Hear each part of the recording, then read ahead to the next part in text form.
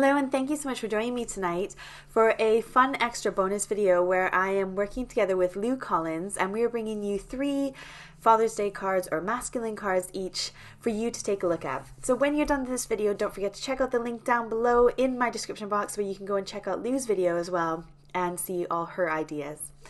The first card we're going to make is going to be an alternative shaker card. So we are going to make a fun, edible shaker card. So I've got some circle dies in my stash and I decided that I knew right away I was going to want to have a nice border to go around my circle. So I've got these nested dies from scrapbook.com and they literally just cut a border. There's no inside to them.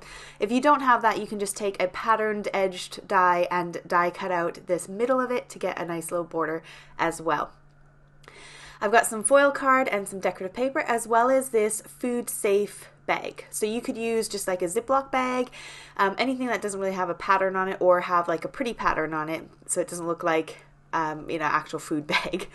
So that's what I'm going to use today. I've stuck down my pattern paper onto a piece of foil card and I'm going for a 5 by 5 inch card. So I've cut my layers 1/8 of an inch smaller to fit on top of that. I've die cut out my circle out of both layers and then I went ahead and die cut out this shape out of another piece of foil card and I'm going to go ahead and stick that around the edge before I do anything else. Now if you get any glue seeping out with foil card, it can be very forgiving. Just take a microfiber cloth and you can just wipe off all the excess glue. I've got my food safe bag and I've got a bunch of Skittles and I'm going to fill the Skittles into the bag and then kind of just push them around until I have just the right amount of Skittles that are going to fill that hole essentially.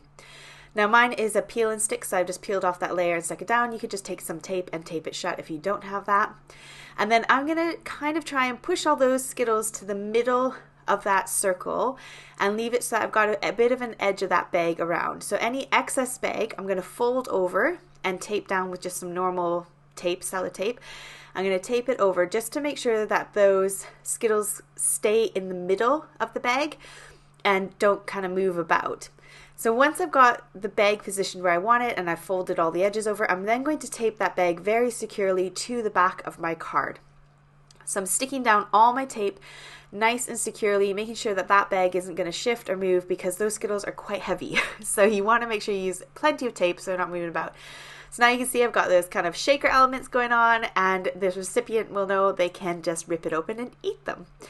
Now I'm using some extra thick foam tape here. If you don't have extra thick foam tape, then just layer it twice.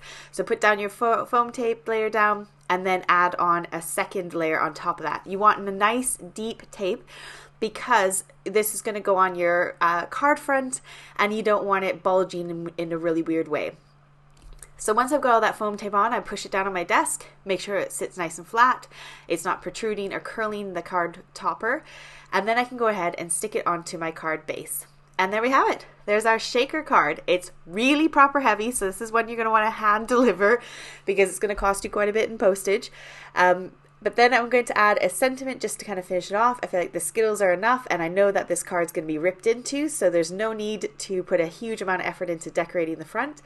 And all I need to do now is just stick down my Happy Father's Day and that is the first card done. A nice edible shaker card.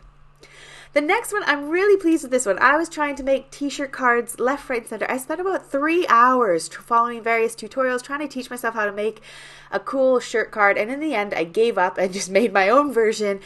And it is so quick and easy. And I can't believe it took me this long to work it out. You're going to measure the height of your card. So we're going to do a note card that is sort of, what is it, landscape. And I'm going to cut myself 2 pieces of paper. Those strips will be 1 1/4 inch wide strips according to however long your card's base is. And then you'll need 2 squares at 3 1/4 inches by 3 1/4 inches. And then you'll need 2 little strips that measure 1/4 inch by 3/4 inches. Those little ones are going to be sort of the cuffs of the sleeve. So pick a piece of pattern paper that kind of coordinates with the pattern paper that you're using for the shirt base, something that kind of matches. So I just used another piece from the same paper pad to do the little cufflinks on. Now, I didn't think too much about the reverse side, and it is worth thinking about what the reverse side is. If you don't have white on the reverse, which would be ideal, then you'll end up with this kind of like oopsie. So I'm going to bend one side towards the out, like that top left corner of the one strip. I'm going to bend it from the left to the right. Then I'm going to put my two pieces together and hold them very carefully and put my nail kind of right where the first fold is. And just make sure that my second fold is lined up exactly with the first fold, if that makes sense. So it looks like a shirt opening. Now my pattern paper is wood grain on the inside, so I could go and cut myself some little triangles and just kind of put white there and cover it up, but I'm not overly bothered. But do bear that in mind when you're picking your pattern paper, that the reverse will also be showing in your project. So just have a think about what you want when you pick it. I picked this floral paper because it looked very Hawaiian shirt-like, which I thought is really fun because it means you can use your floral papers on a men's card. And I thought that was quite clever. So I'm going to go ahead and stick my strips down once I've added my little pieces, and this took me, I kid you not, took me about 10 minutes maximum to make this whole entire card. And I was well chuffed with myself because all the tutorials I was looking at for shirt cards were like stressing me right out. There were too many measurements, too many folds, like the origami ones looked too complicated, and I'm like, I just want a simple card with a shirt on it. So here we go, a simple card with a shirt on it. Now you could add like a little pocket on there if you wanted. You could go to town and you could make it look more like a suit than a Hawaiian shirt. But I love this sort of fun, happy, light feel to the card by using the sort of floral papers. Now I use these dies from scrapbook.com. They come with uppercase and lowercase, and I made the word dad. I did try all uppercase at first, but sadly it didn't fit, and then I remembered there's lowercase, and then it all fit perfectly. I don't know why, but I think this card ended up being my favorite one out of all the ones that I made, and this is great because you could change it up and make it a birthday card as well. It doesn't have to be a Father's Day card.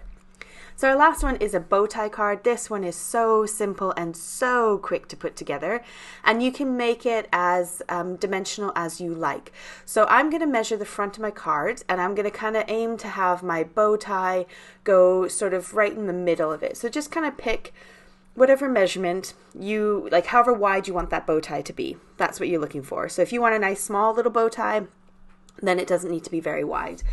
And then I'm going ahead and scoring every half an inch along. So if you want your bow tie to be less dimensional, then do 1/4 of an inch. If you want it really, really small, then do 1/8 of an inch.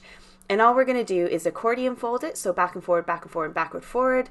And that's at every half inch mark for me. And then we're going to kind of try and pinch that middle mark.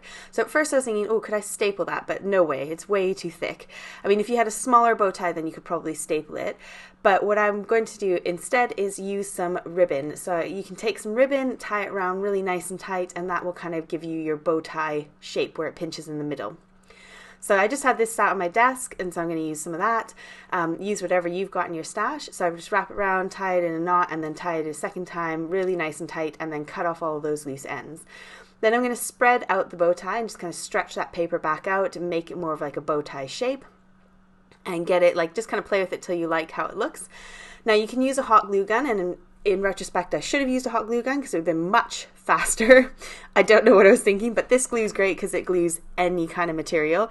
So I had it on my desk and I grabbed that, but then I did have to wait about half an hour for it to sort of set and dry.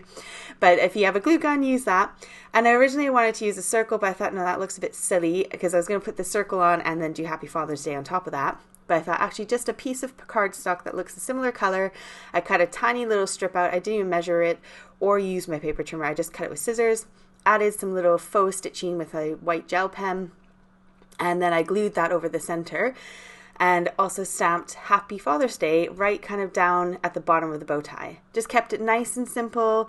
It's a masculine card, so I didn't go for gems or jewels or anything like that. But again, it's a nice effective little way of doing it. Again, I should have used a glue gun. I don't know what I was doing. I was so set on using this glue. I have no idea why. To finish it off, I did add a button actually because I thought the button would look quite cute on the front of it, and I already had the buttons on my desk from doing the t-shirt card in the previous video, or the previous card. So that finished off that one. So I hope you enjoyed this little tutorial, and I hope you give it a go. These make great masculine cards. They absolutely don't have to be Father's Day cards, but Father's Day is coming up, so I did a few of these cards.